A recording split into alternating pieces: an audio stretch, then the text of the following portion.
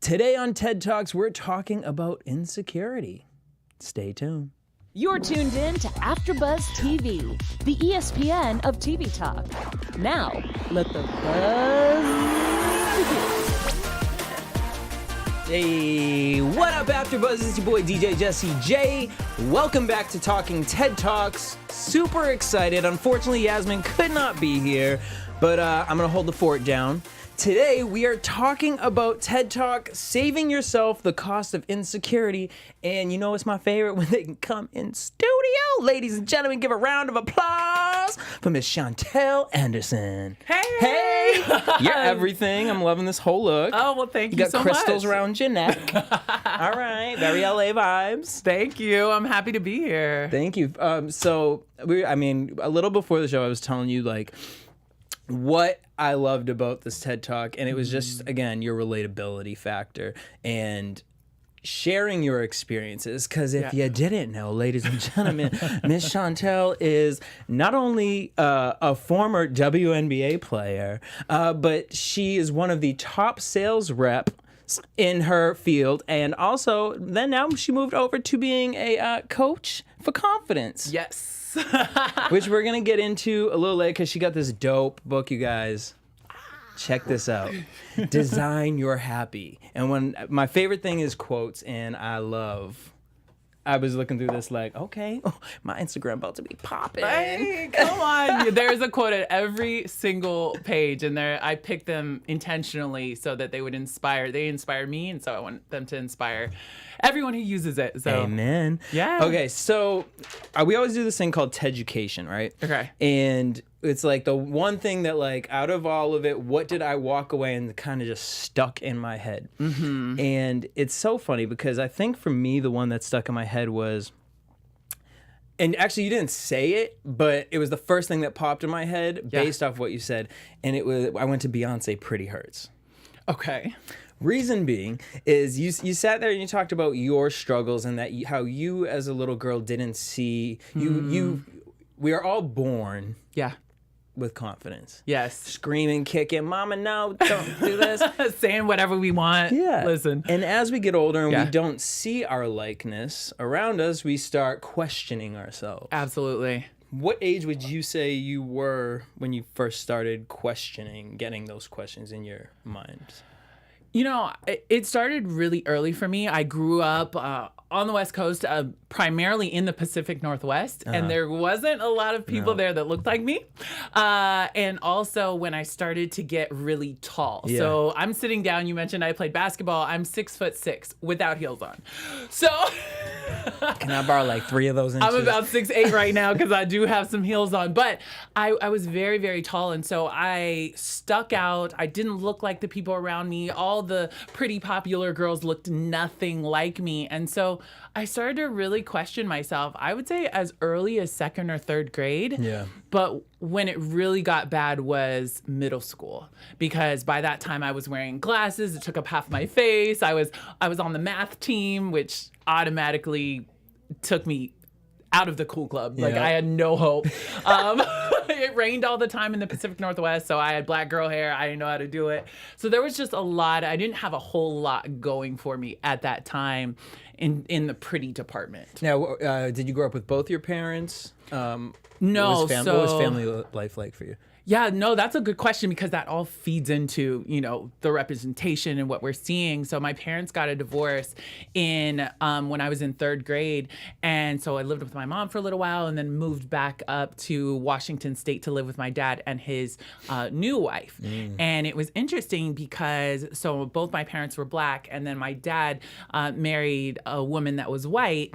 And so I didn't really have that. I mean, she was amazing, but I didn't have that strong black female role model that kind of looked like me and could be like, baby, it's okay, And then I looked around my surroundings and I didn't see that either. So I would say that had a lot to do with just me missing out on that representation. Now, okay, so let's get into this. So where do insecurities come from? Clearly, we just stated growing up, our surroundings. And a lot of the time is, with me, I grew up gay, but not really being able to express that because I didn't see like-minded people around me other than what was on TV and what was told about people like me through the church. And so there comes that time, like you state, where you have to break your past circle or what your thoughts are and create who you are and create that really find that independence. So for you, when did you start when was that switch of realizing that, oh, these things aren't real? Yeah, no, that is such a great question. And we all have to grow into who we are and who we were made to be. Yeah. Correct? And I remember I heard this quote one time, and it says, don't decide who you are before, it's become who you are before you decide who you want to be. And that's what it is. Become who you are before you decide who you want to be. And for me, the defining moment was when I met Lisa Leslie. Really? And at that point, all the cool girls, they were the cheerleader types. They were, not black. They were, curvy, had a lot of money. And then everything that made me different, it wasn't cool. But then I met Lisa. She is tall, she's black, she's skinny, she was a baller, but at the same time, she was a model and she was gorgeous. Yep. And for the first time, I realized that because she was all those things, I could be all those things and still look like me because she looked like me for all intents and purposes, right? And so that was kind of a light bulb moment where I was like, oh, wow. What age were you when that kind of... That was sophomore year in high school. Wow. Where I was like, okay, everything that makes me different is special, And that doesn't mean that all of a sudden I was confident. Woo, come on. No, but that was a step in building confidence in that area. Was like, okay, it's okay that I'm tall. It's okay that I'm an athlete and that I'm not a super girly girl, but at the same time, I can still be feminine and play sports, And so that was important to me. So then take me to, we're going to get into your 7 questions, but I want to know the second step. So that was your first step of realization. So sophomore year. So now you have this light bulb. What was the next moment for you where you were like, okay, how do I apply this light bulb idea to my life? What did that happen in the same year? Or was it kind of like you look back and you're like, oh, I wish I knew this in 10th grade because I did the same thing. I was like, oh, I was thinking these things then, but I didn't apply them till I'm saying that now. I don't think there's one moment where you just become something. And confidence for all of us is a journey where we're just growing in it every single day. And it's kind of like a workout plan, right? You're not going to go to the gym for a month and be like, yes, I'm in shape for the rest of my life. Yep. You're going to continuously work on it. And that's what confidence is, right?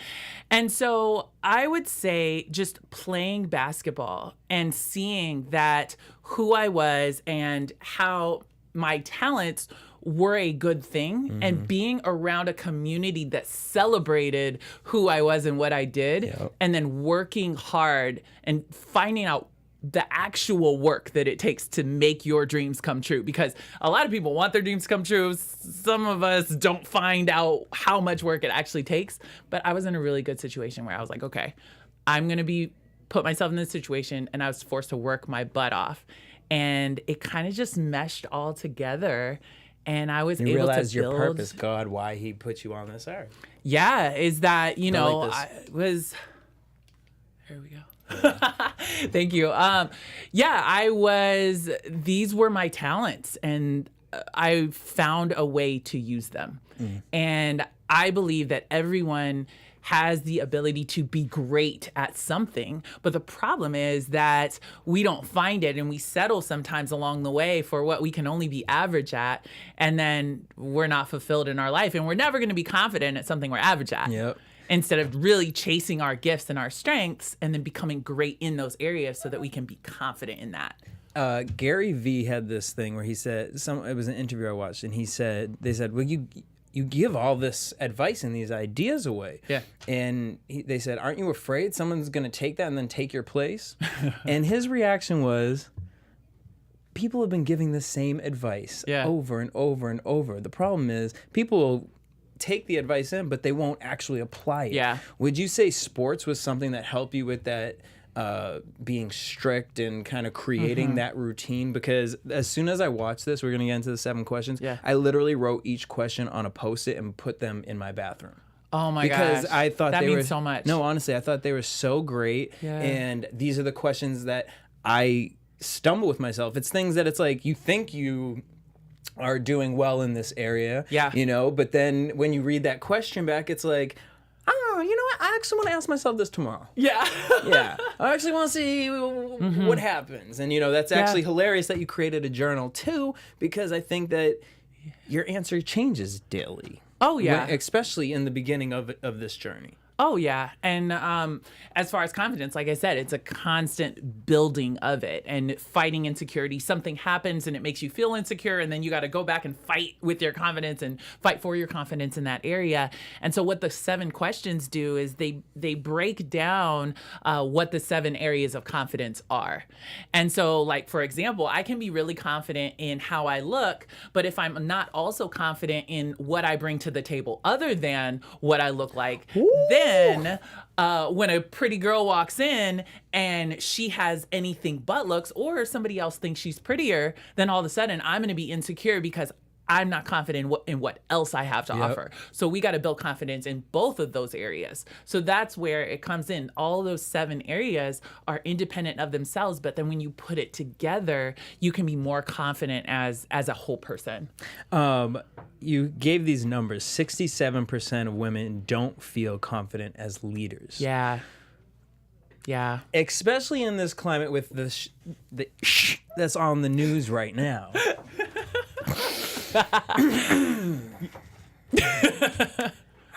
What's advice you would give to women out there who struggle with that? You know, they're watching the news and now things are being taken away that are so personal to them. How can I feel that I'm a leader, especially being a black female in a world where, you know, they should popped it up on the screen. It was like 38 old white men talking about, well, guess what? You're going to have the baby. Yeah. So, you know, as far as getting past breaking those barriers, what's advice you would give to women? That's a great question. Understanding their leadership. Understanding their leadership and being confident in their leadership. I would say, you know, you have to make sure you have a seat at the table and do what it takes to get a seat at the table. And sometimes that is hard. Yeah. Because we know that the patriarchy and the good old boys club and all of that, obviously, you saw that graphic there, you know. However, like you said, you mentioned that stat, 67% of women say they need more confidence in feeling like they can be leaders. There's another stat that says when jobs are posted, a woman will need to feel like she has 100% of the qualifications to even apply for the job, whereas a man will apply if he feels like he has 60%. And so, yes, it's the patriarchy, yes, it's the good old boys club, but at the same time, we hold ourselves back. And as women, we need to be very sure and very intentional about building our confidence intentionally so that when we do get a seat at the table, we are confident enough to speak up there and to use our voice. Now, with social media being as big as it is, we live in what I call the keeping up with the Kardashian land. Yeah. You said 96% of women won't call themselves beautiful. Yeah. And that's a study by Dove. Dove said only 4% blew of my women. mind because, you know, it actually really didn't blow my mind because I look at the standards in which if you rewind it back and you look at the standards of beauty, right? Mm-hmm. Blonde, tiny waist, Marilyn Monroe, Kim Kardashian, you know, you can go down the list, Pamela Anderson, like these are Cindy Crawford, you have to be this skinny, this size, this, you know, where would you say, as far, you know, I don't know, I go back and forth because people are like, oh, it's all Instagram's fault. And I'm like, even if you take Instagram away, the bigger companies have been marketing this idea. Absolutely. Right? So how do you desensitize from that? Yeah. I honestly think Instagram, while it has been difficult in a lot of ways because it has kind of painted this fake facade and, you know, allowed people to put a perfect picture out there, it has also expanded the standard of beauty because it has given a platform to so many different types of beauty. Whereas before, we were prisoners of what the media chose to show us as beautiful. So I think Instagram and social media is a good thing in that way. What I do is I make sure that the women that I am looking at are kind of in my lane as beautiful. For example, you know, going back to Lisa Leslie, she was in my lane. If Kim Kardashian is my definition of beauty, then I'm always gonna feel too tall, too black, too skinny, too broke, too all of these things, right? But if I go to someone like Gabrielle Union, who is also beautiful, who is, you know, thin with an athletic build, who has, you know, brown skin, a big smile, black girl hair, always rocking a great weave. Yep. Like, listen, she's someone that can make me feel better about how I look because of the way she looks and because of the amazing things that she is doing looking as she does. And it's so funny actually you say that, because in my mind you said to this, to that, to that. It's almost add that to the Me Too movement. Yeah. Because guess what? I'm beautiful too. Me too. It's and like the other side of it. Yeah, like great, Kim Kardashian, yes, beautiful. But me too. Yeah. And I think you're right. I think with Instagram the past few years we have been targeting like, oh, Instagram is making us see this and this and this, but we talked about in our first Talking TED Talks with Bailey Parnell, and she talks about safe social. Eliminate what is negative, and you that's actually one of your things is letting go of sometimes it's hard, but some people can't come. They can't take the ride with you because their expectations, they aren't doing the work, and how that can affect you as a person. Was that, how hard was that lesson for you, and how did you come across that realization, like, oh crap, like you've been my road dog, but man, that is hard. And that is one thing I talk about is letting go of sentimentality. Because sometimes like there are people that you genuinely love or that you genuinely appreciate for certain things, but they are dragging you down and they are breaking you. I was having a conversation with one of my friends the other day, and it was just like, you can never heal if you continue to go back to something that is breaking you over and over and over again. And for us, we have to do that in our everyday lives, but we also have to do that in our social media. Yeah. And one of the things I tell people is to do the unfollow challenge. And so what I have done is I have unfollowed every person who makes me wish my life was different. Now, I do follow some people that make me strive to be better and inspire me to be better. But if I'm scrolling through somebody's timeline and I'm like, oh my gosh, I'm so ugly. Oh my gosh, I'm so this. Nope, I'm going to unfollow that person. Not because she's a bad person or he's a bad person, but because I don't need that. You know, I need my social media to be a place where I can safely go and be inspired and encouraged to be the best me. because that's what it kind of is, a vision board. It should be that way. Yeah. It should be that. And so I encourage people to do that. Relearning confidence. You know, this hit hard for me because I've always taken myself as a confident person, because growing up, like I told you, you know, I grew up with two very religious parents who had the very immigrant mindset of like, work hard. If someone does something bad to you, don't react. You know, karma will get them, and you just keep pushing forward and whatnot. And so I think I shoved a lot of crap down below, and then when I fell really hard, you know, to look back in the mirror was a difficult thing, and saying, okay, well, I was confident, then all these things were put in my face and I felt defeated. Yeah. And when you look back in yourself, you know, what are some tools, right? So you said these 7 things were the tools to rebuilding confidence. So let's go through the first one. Okay. Question number 1, how do you see fear? And how do you deal with it? You said, do you chase it or do you run from it? Where did this stem for you? Like that, as far as being like, you know what, I've been running from this for so long, and I'm gonna stop. And I'm gonna actually turn on it and I'm gonna chase it. Well, so I have had a life of chasing fear in a lot of different ways. I mean, I moved all the way across the country after high school to go to college from Washington State to Tennessee.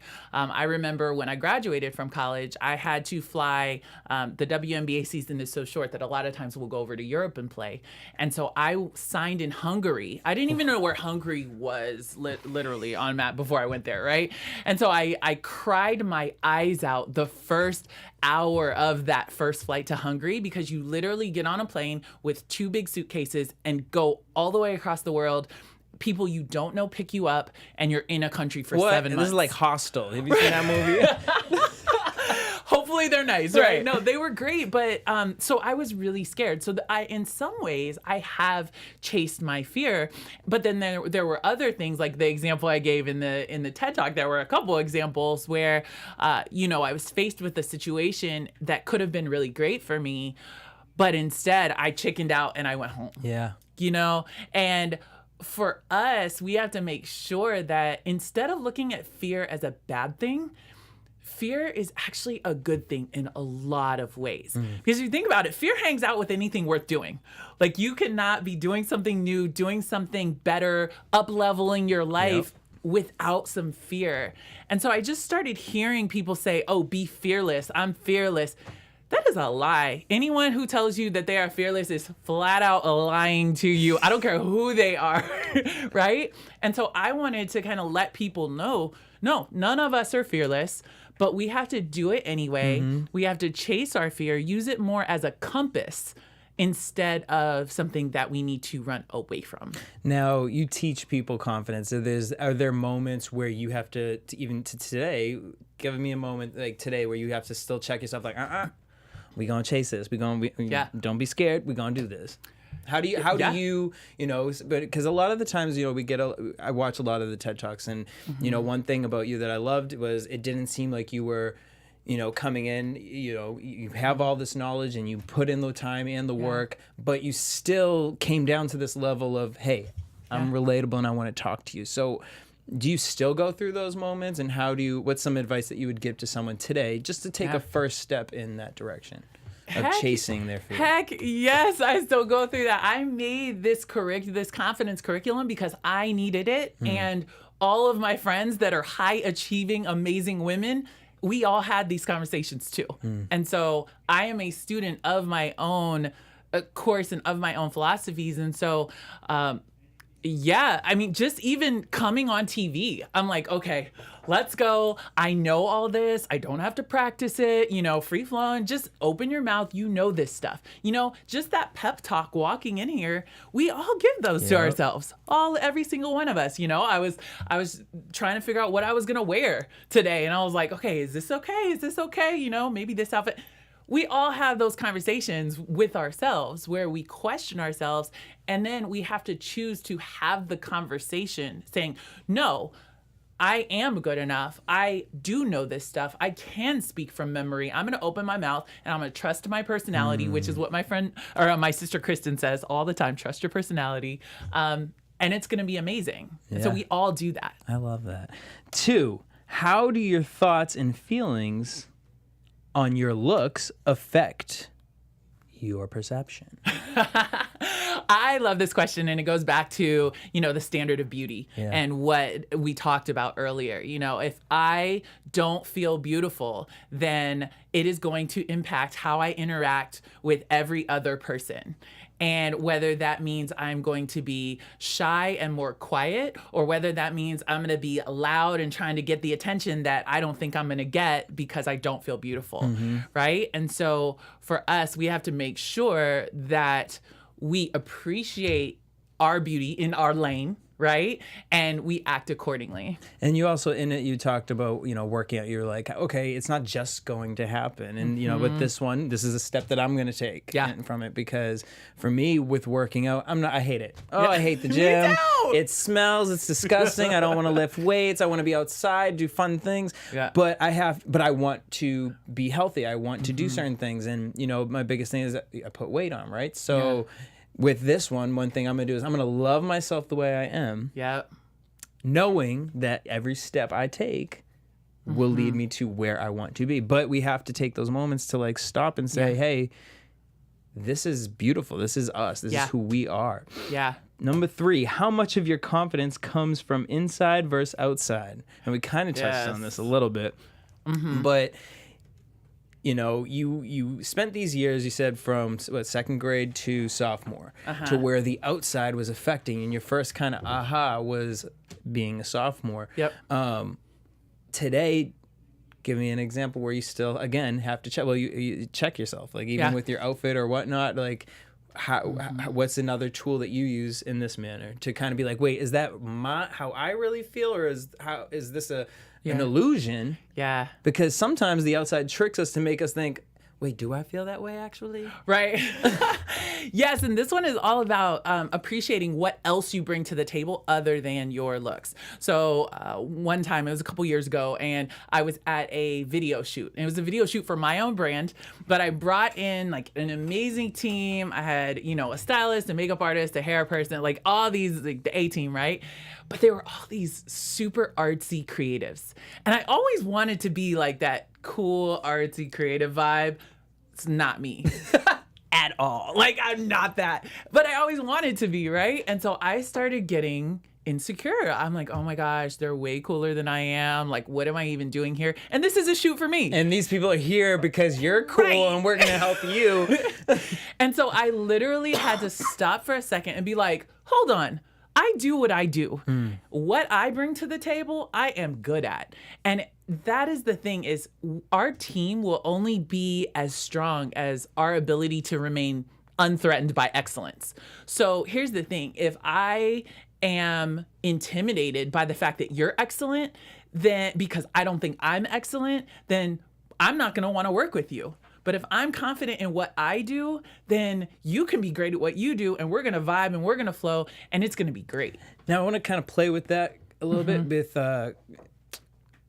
not confidence, I would say more competition. So you play basketball, which is a competition sport. So you are competitive. Super. And I go through the same things, you know, for me it was soccer, but there are times where I'll work with somebody and it's like, Jesse, you don't even paint. Like, what you looking at this person for? Like, well, wait, how are you doing that over there? Yeah. I want to do this. I'm gonna be a painter. It's like, wait, what? So, do you feel like some of that stems from that competitor that a few weeks ago we were talking about how, you know, we have this animal instinct inside of us of like, to survive, to be the best, to be that, you know, had that kind of ever played with your feelings with like sports, and then seeing how that kind of falls over into real life? Yeah, very much so. I am extremely competitive to the point where my dad won't even play cards with me anymore. Are you like one of those loud ones where like, bam, you start shaming people? You know? Oh no! No, right? No, my dad won't play cards with me anymore. Super competitive, and it's both a blessing and a curse, right? Because I have to make sure that while my competitive nature has helped me be as successful as I am and in certain things, I have to make sure that I am still staying in my lane. And at the end of the day, it's not about competition in a lot of situations. It's about collaboration. Hey. And so we need to be secure enough in our own greatness and in our own skills and what we bring to the table that we are not too threatened to collaborate with other people that are excellent at what they do as well. Girl, that is a quote if I had ever heard. It's not about collaboration. Okay. 4. Yeah. Would you bet on yourself depending on how hard you work? This one. So this is probably the thing that changes like daily for me, because my coach told me one time in college, he said, Chantelle, if you weren't so smart, you'd probably have better grades. And it was because well, it's because he was saying like, you don't work hard enough. You just ride on your talent. That's basically what he was saying. And so for me, because I have set up my life, I've designed my happy to do what I'm good at and to do the things that I'm naturally talented in, then sometimes I can be tempted to just let that be enough. And I have to remember, no, everybody is talented out here. Everybody, especially in LA, everybody is beautiful out here, and we got to grind. Yeah. And that's the thing is, if somebody took away your talent, if somebody took away all your connections, all your money, all your everything, like, do you work hard enough to make it anyway? It's interesting too, because I look at like the school structure, right? Public school structure.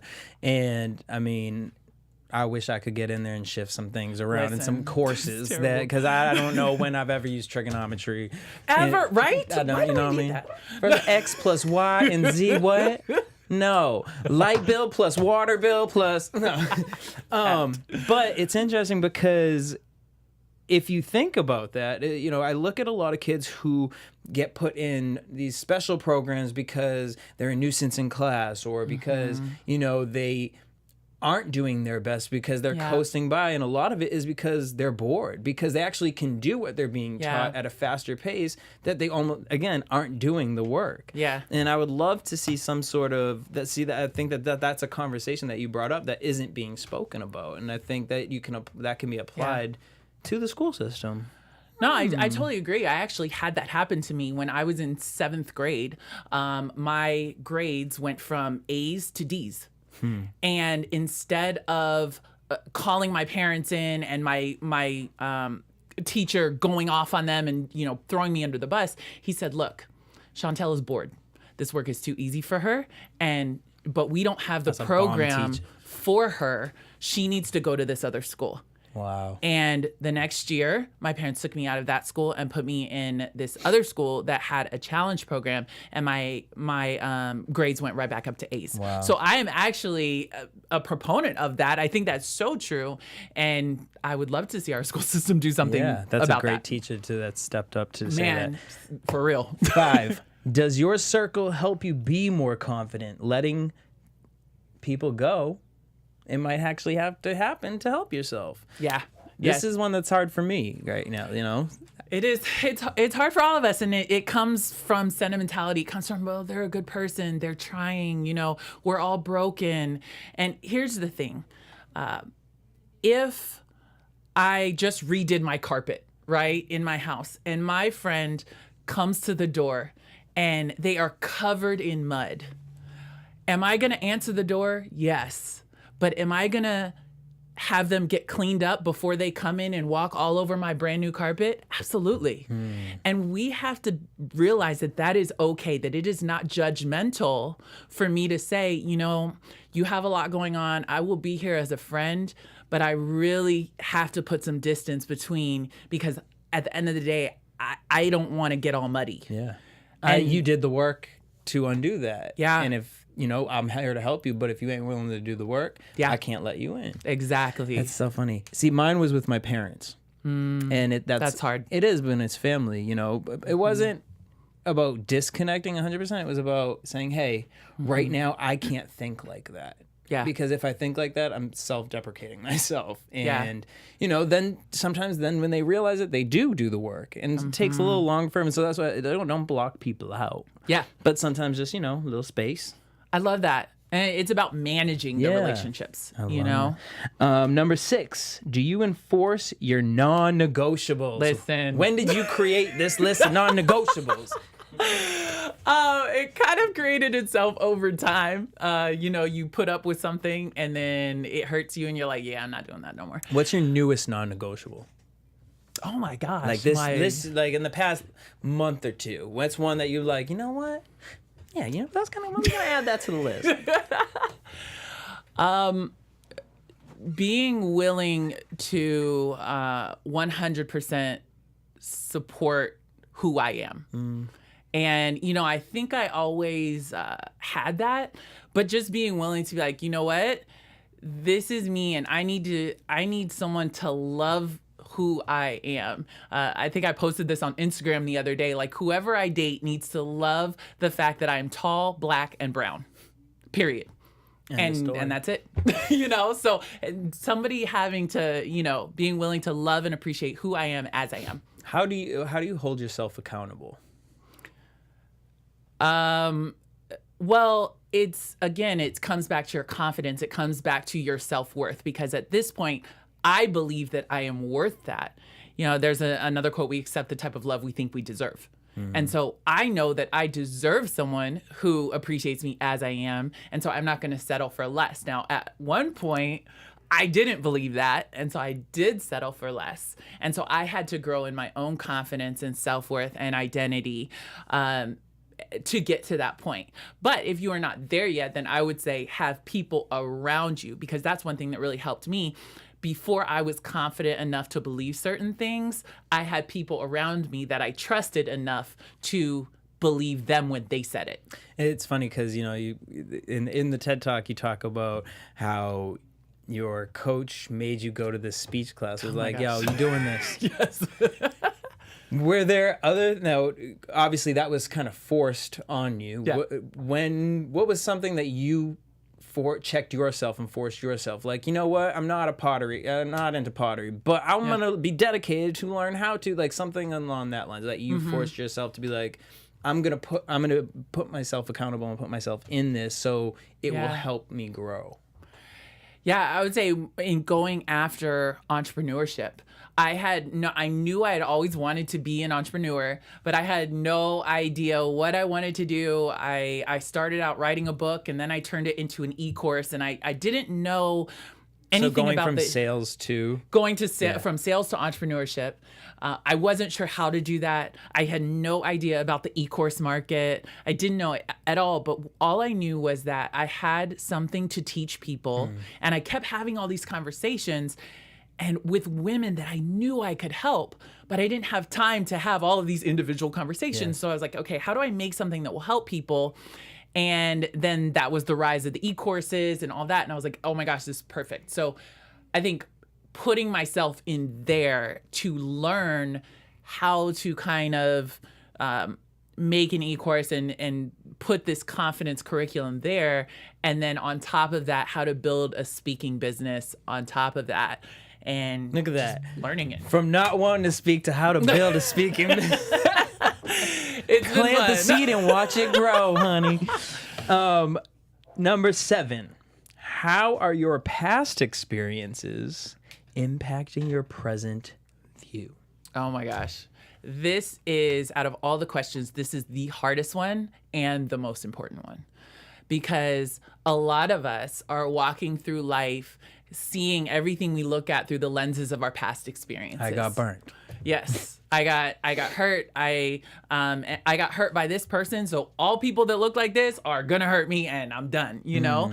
And that's the thing, is we have to make sure that we at least realize what is clouding our view so that we can see people and situations as they are. You talked about your relationship with men versus women in this discussion. You said, you know, I would hear it from a woman, I didn't really take it seriously, but then when I hear it from a man, why? Yeah. Why was your mentality that when, you know, the discussion is 67% of women feel that they aren't confident as leaders or that they're not beautiful? Why would somebody have that thought? Yeah, that's a great question. For me, it stemmed from, I didn't have the best relationship with my mom. There was a lot of stuff that went on at home. And so when a woman would say something to me, a woman in a position of authority would say something to me, I would automatically take it as an attack. But a man could say the exact same thing and I would take it. I would listen. Question. So with your dad remarrying a white woman, your mom being a black, and you having that situation with your mother, was that even deeper to, as you got older and kind of connecting, like, oh, I view black women in this way, like, because a lot of most of my friends are black females, and a lot of the discussion that we have is, I don't know why when she says something, like, it bothers me, you know, and it's almost hating on yourself, like you're hearing this, and when you see that because of how they were raised or whatnot. So did that ever kind of come into play, or was it women in general and men, or was there this other subculture breakdown? I think there was, but for different reasons. So there was the women. So my stepmom, like, got it when we moved to live with them. Like, I was awful to her. I was the worst child ever because I didn't want a mom. Yeah. That hadn't worked just now. Like, I don't want you there. And so she's a saint, you know, but I was terrible to her. But growing up in Vancouver, Washington, there were not a lot of Black women, Black role models at all for me. And I always talked like this. I always talked very properly. All that. And so I got made fun of a lot by the Black girls at school for acting too white. And so I had this attitude like, okay, well, if acting like you is going to act Black, then I'll act white and be proud of it. Like, I do not care. And so there was that dynamic where I looked at Black women or Black girls at that point a certain way. Yeah. What changed that was going to the South, honestly, to college. I went to Vanderbilt. Vanderbilt is an amazing academic school.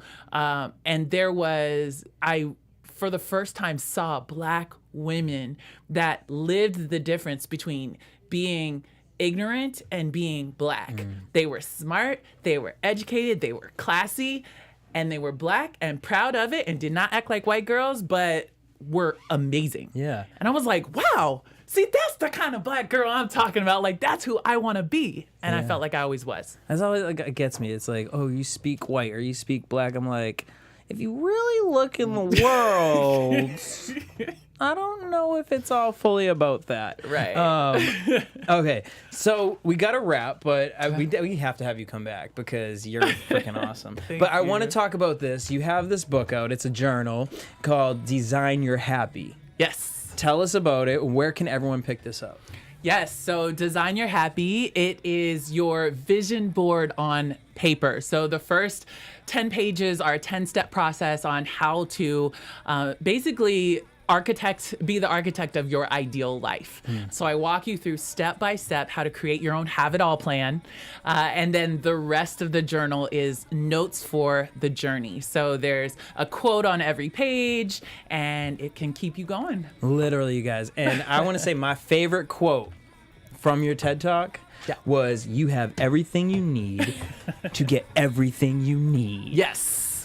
Boom! Where can everyone follow you and keep in contact? Yes, follow me on Instagram. It's at Miss Chantelle, MissChantelle on Instagram. And my website is confidentlyhis.com. That's where you can find the journal and everything else about me. Boom. Thank you so much for coming through. Thank you. Thank you for having me. You guys can hit us up across all social media platforms at Talking TED Talks. Also follow the network at AfterBuzz TV, and then hit me up at DJ Jesse J. Till next week, same time, same place.